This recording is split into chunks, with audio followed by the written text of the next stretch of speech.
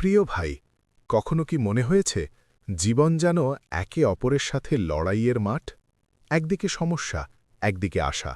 কিন্তু জানো কি, জীবন হল নদীর মতো, কখনো শান্ত, কখনো উত্তাল। কঠিন সময় আসবেই, কিন্তু মনে রেখো, এই সময়ও অস্থায়ী। যদি আজ তুমি কষ্টে থাকো, আশার আলো হারাও না। প্রতিটি অন্ধকার রাতে সূর্য ওঠার জন্য অপেক্ষা করছে। আর যদি সুখের মধ্যে থাকো, মনে রেখো, এই সুখও স্থায়ী নয়। তাই জীবনের প্রতিটি মুহূর্তকে ভালোভাবে ব্যবহার করো। জীবনের সবচেয়ে গুরুত্বপূর্ণ হল সৎ পথ এবং ধৈর্য। কারো উপর রাগ বা অভিমান ধরে রাখো না। নিজের অন্তরে শান্তি রাখলে আল্লাহ তোমার জন্য সহজ পথ খুলে দেবেন।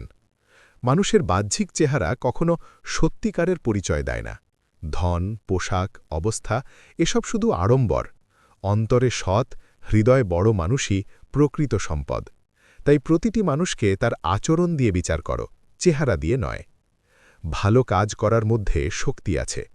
কারো জন্য ভালো করলে আল্লাহ নিজ থেকেই তোমার কষ্ট দূর করবেন। নিজের জীবনকে অন্যদের কল্যাণের জন্য উৎসর্গ করো। মনে রেখো, জীবনের আনন্দ আর শান্তি নিজেই আসে না, সেই আনন্দ সৃষ্টি করতে হয়। নিন্দা শুনে যদি তুমি নিজেকে সংশোধন করতে পারো, তবে তুমি সত্যিকারের শক্তিশালী। একা থাকতে শিখো। নিজের সঙ্গে শান্তি তৈরি করো। জীবনের চ্যালেঞ্জ মোকাবিলা করতে যারা প্রস্তুত, তারাই প্রকৃত বিজয়ী। আজকের দিনটাই গুরুত্বপূর্ণ। অতীত গেছে, ভবিষ্যৎ এখনও আসেনি। তাই এখনই শুরু করো নিজের লক্ষ্য পূরণের জন্য, নিজের উন্নতির জন্য। ঘৃণা করা সহজ, ভালোবাসা কঠিন, কিন্তু ভালোবাসার শক্তি জীবনের প্রকৃত আনন্দ এনে দেয়। নিজেকে বিশ্বাস করো। নিজের কর্মের মাধ্যমে প্রমাণ করো যে তুমি সক্ষম। ভুল হলে নিজেকে শুদ্ধ করো, অন্যকে নয়। জীবন হল নৌকা, আর তুমি সেই নৌকাকে ভালোভাবে ভাসাতে শিখতে হবে। মানুষের জন্য সাহায্য করো। যারা সত্যিকারের শুভাকাঙ্ক্ষী, তাদের মূল্যায়ন করো।